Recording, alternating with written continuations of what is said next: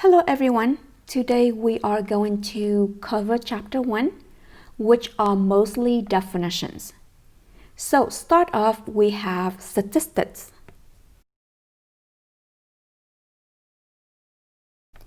Statistics is the study with data, which means we are going to collect the data, organize and summarize the data, analyze the data, and then interpret the data. This whole process is called statistics. Next, we have a population. Population is the entire collection of people, things, or objects under study. For example, if I want to study Ohlone College students, then my population is all Ohlone students.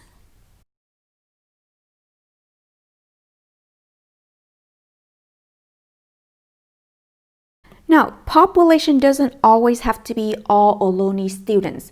It really depends on what I'm interested in.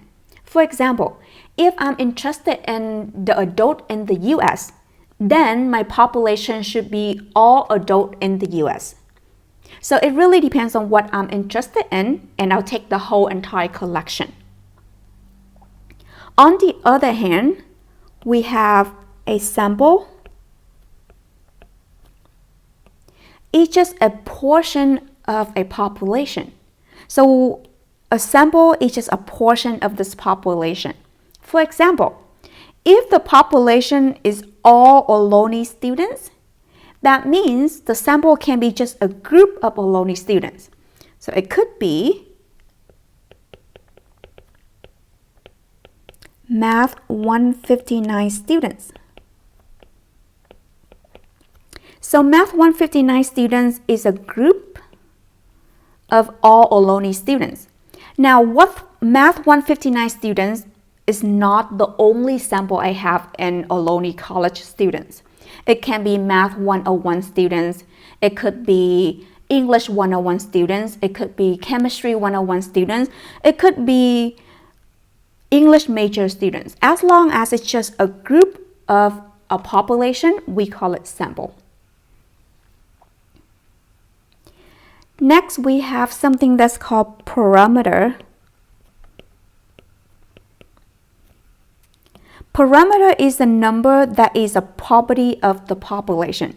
So whatever number that you get from this collection, that is called the parameter. For example, if I'm interested in the age of Ohlone students and then I get the average age, say the average age is 27.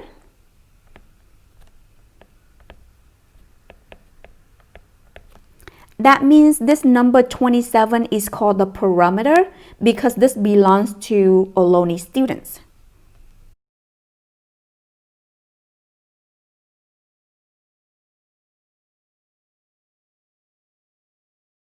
On the other hand, I have something that calls statistics. Statistic is a number that belongs to a sample. So for example, if the average age of my 159 students is 30,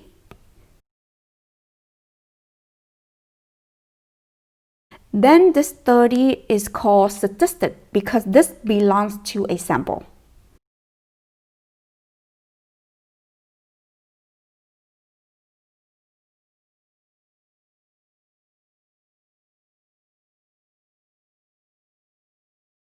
Variable is the description in words of the characteristic of interest. Variable is a sentence, not a number. Data are the information collected about the variable for individual of the population or sample. What does that mean?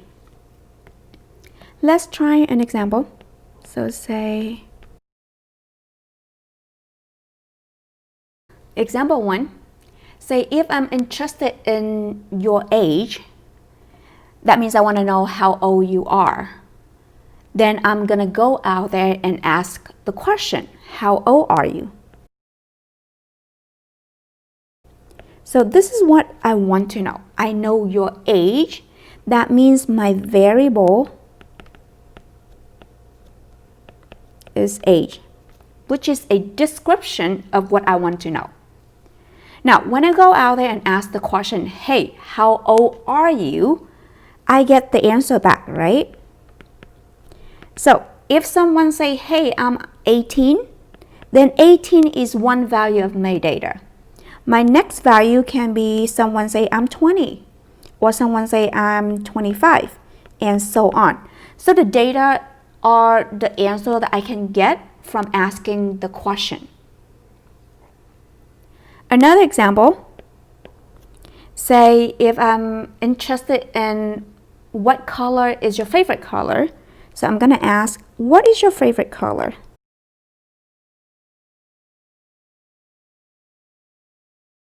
So my variable is what I want to know, which is color or favorite color. And then the data is what I get back from asking that question. So if I'm asking a person, hey, what is your favorite color? The answer can be pink, or black, or white, or any color that that person likes. That's called the data. So that is the difference in between variable and data. Another question, how tall are you? So in this question, I want to know your height. So my variable is your height. And my data would be the answer that the person's answering my question. Can be 5 feet, can be 6 feet, and so on. So as you can see from these three examples here, data can be numerical, like 18, 20, 25, or 6 feet, or 5 feet, or 5'5", or data can also be in description. So there are two different types of data. One is numerical and one is in descriptions. So the data that is in the numerical form, we call it quantitative data. And then the one that's in word, we call it qualitative data. So for quantitative data, this is always in numbers. For qualitative data, it's going to be in category or in description that describes something. Qualitative data can also be called a categorical data. If you see one or the other, just make sure you know that they are the same thing. Now, for quantitative data, as you can see, there's two different types of numbers here. One type is the result of counting, like 18, 19, 20, 21, 22, 23. And then the other type is the result of measuring.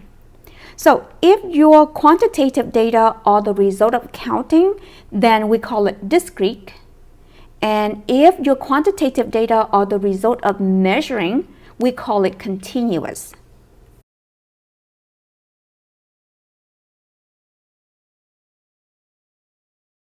Next, we are going to study the different type of sampling methods. First, we start off with simple random sample. Each member of a population initially has an equal chance of being selected for the sample. Next, we have systematic sample. Randomly select a starting point and take every nth piece of the data from a listing of the population.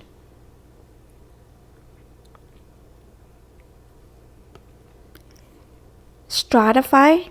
Divide the population into groups and then take a sample from each group. Next is cluster sample. Divide the population into groups and then randomly select some of the groups and sample all members of those groups. And then we have convenience sample. Using the results that are readily available, just happen to be there.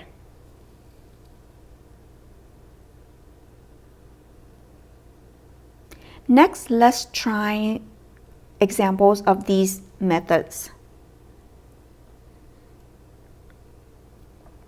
Example 1.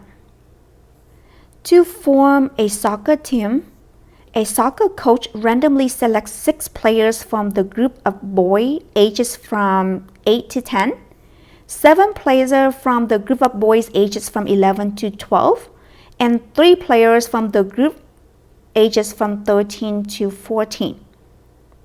And they want to know what sampling method this is. So the coach divides the population into groups. The first group is the group that ages from 8 to 10. Second group is the group that ages from 11 to 12. And then the third group is from 13 to 14. So I have 3 groups total that add up to be my population. Once you divide your population into groups, this method is going to be either stratify or cluster. So now, let's see how they deal with these groups. So the coach selects 6 students from here, 7 players from here, and then 3 players from here.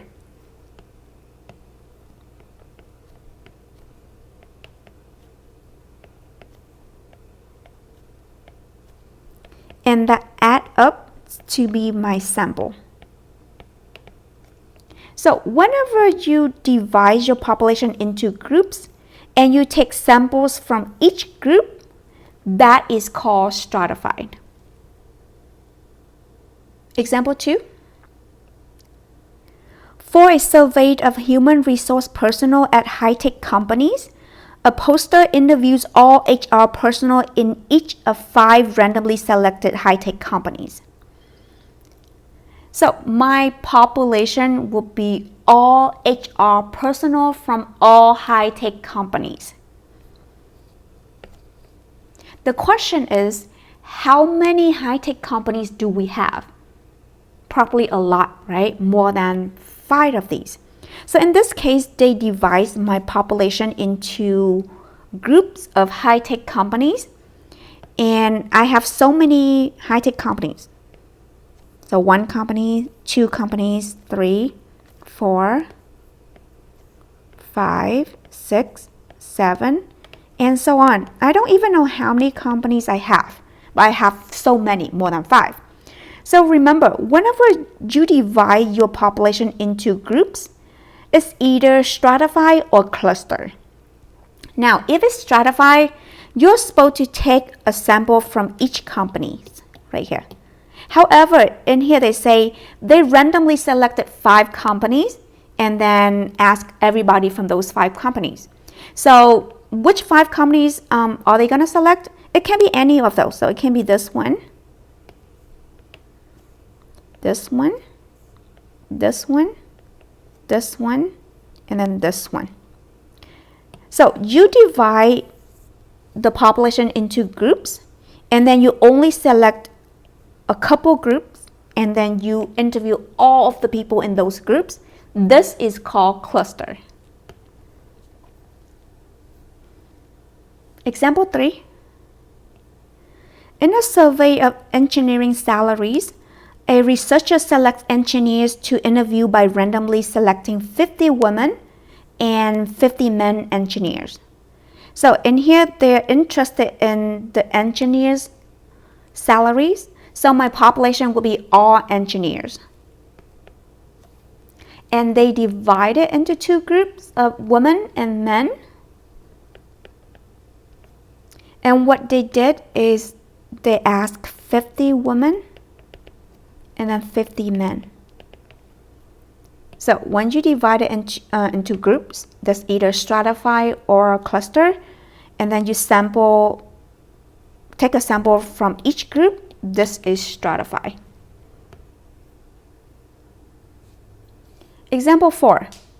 A medical researcher for a hospital interview every third cancer patient from the list of cancer patients at the local hospital. So they just interview every third cancer patient. So for example, if I start off the list with 1, 2, 3, 4, 5, 6, 7, 8, 9, 10, 11, 12, 13, 14, 15, and so on. If I am going to interview every third, that means I'll ask the third person, the 6th, the 9th, the 12th, the 15th, and so on. So when I have a system like this, it's called systematic. Example 5. A high school counselor uses a computer to generate 50 random numbers and then selects the student whose names correspond to the numbers. So basically, she just generates 50 random numbers. So this is going to be a random sample. Example 6.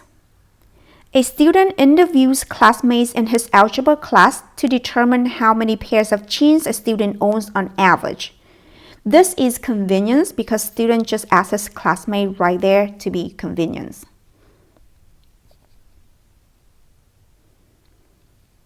Example 7.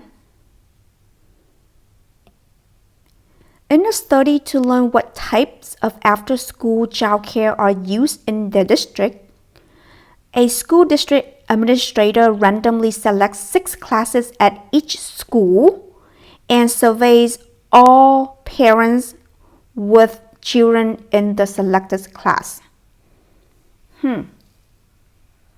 So this one, they want to survey all parents in the district. So that's my populations.